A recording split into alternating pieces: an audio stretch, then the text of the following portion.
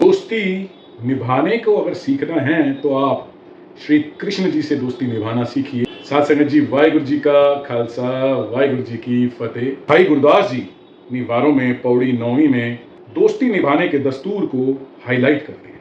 किस तरह से श्री कृष्ण ने दोस्ती निभाने की मिसालें कायम कर दी कि यदि तुम्हारा सच्चा दोस्त है तो उसके साथ दोस्ती कैसे निभाएं। भाई गुरदास जी वारों में कहते हैं, बिप सुदामा दाल दी बाल सखाई मित्र सदाए। सुदामा विप्र थे, एक ब्राह्मण थे, दालिदी थे, बहुत ही गरीबी, बहुत ही तंगी के हालत में रह रहे थे। श्री कृष्ण जी के बाल सखा थे, मित्र भी थे।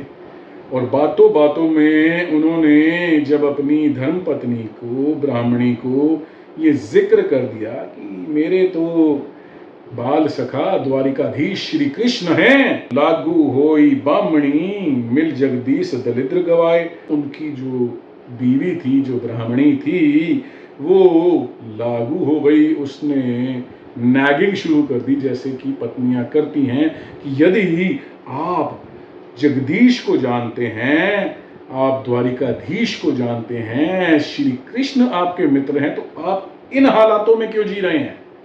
क्यों नहीं आप जा करके उनसे कोई सहायता, कोई मदद मांगते और उनके आगे अपनी व्यथा बताते? वो सबकी मदद करते हैं तो क्या वो अपने बाल सखा की मदद भी नहीं करेंगे? ये बार बार कह कह कर उन्होंने मजबूर कर दिया सुदामा जी को द्वारिकापुरी की तरफ जाने के लिए। सुदामा जी बहुत ही साफ मन के थे, कभी भी मांगना उचित नहीं समझते थे। जो हालात है, जैसे प्रभु की मर्जी है, उसमें रहने को ही वो शुक्र करना, प्रभु के रजा में रहना अपना धर्म समझते थे। चल पड़े मगर चलिया गणदा गट्टियां, क्यों कर जाइए कौन मिलाए। और जाते जाते रास्ते में मन में दुविधा आ रही है, तरह तरह के ख्याल आ रहे हैं कि मैं चल तो पड़ा हूं मगर बाल सखा हैं, उनको मेरी याद भी होगी। मैं अगर वहां जाऊंगा तो क्या मुझे उनसे मिलने भी दिया जाएगा? मुझे वो पहचानेंगे भी? कहीं मुझे भूल तो नहीं गए?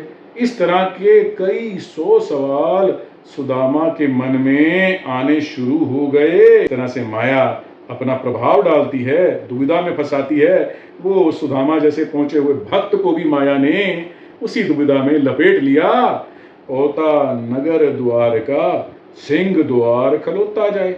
और जब वो चलते चलते इसी उधेड़ बुन में द्वारिका नगरी पहुंच गया तो वो सिंह द्वार, जो मेन मुख्य द्वार था, वहां जाकर के श्री कृष्ण जी के महल के बाहर खड़ा हो गया और दरबानों को जाकर के बताया कि मैं उनसे मिलने आया हूं। जैसे ही श्री कृष्ण के कानों में ये शब्द पहुंचे कि सुदामा आपसे मिलने आया है, दूरो देख डंडावत कर छड़ सिंहासन हर जी आए।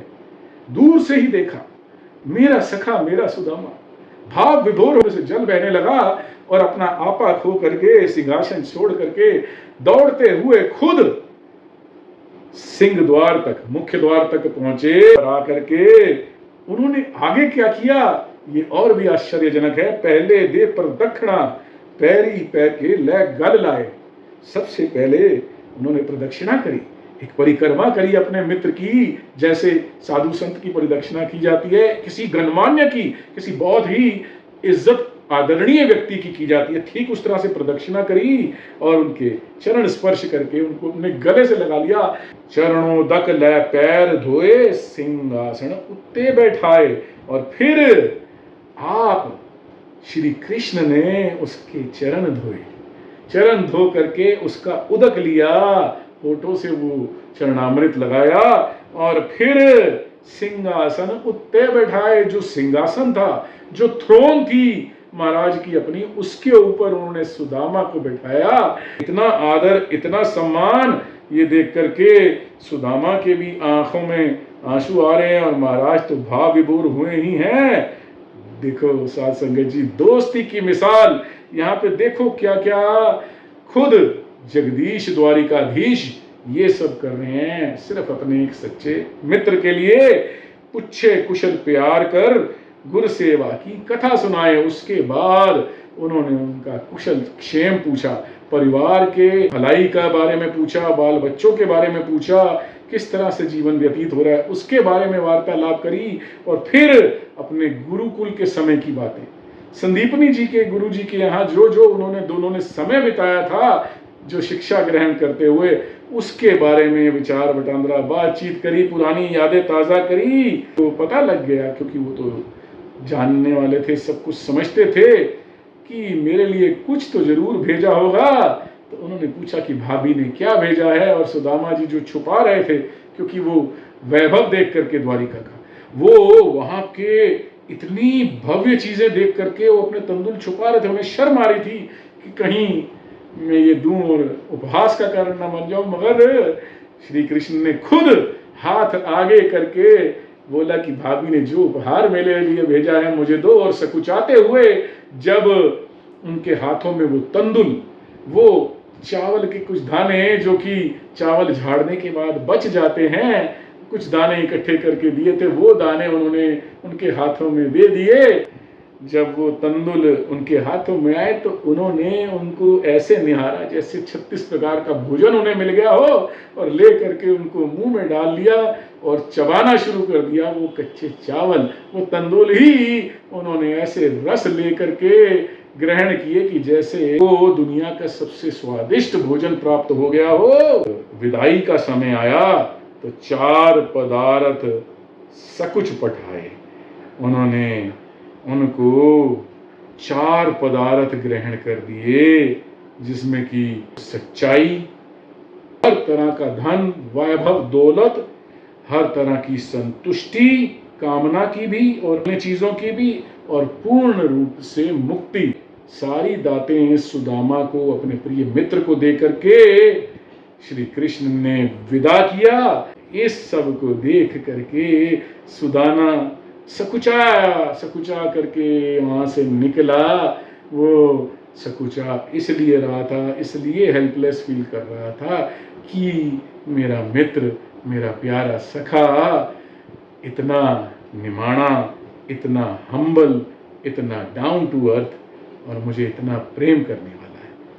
साथ संगत जी, दोस्ती निभाइए तो श्री कृष्ण की तरह निभाइए, बशर्ते आपका मित्र भी सुदामा की तरह हो।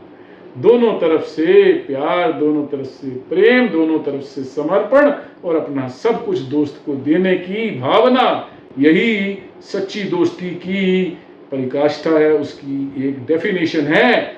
जब भी कोई दोस्त परेशानी में हो तो उसकी सहायता जितनी हो सके अपने सामर्थ्य के अनुसार कीजिए और हमेशा दोस्तों के साथ कनेक्ट बनाए रखिए। ये नहीं कि दोस्त को भूल गए तो भूल ही गए, उनके साथ बातचीत भी नहीं।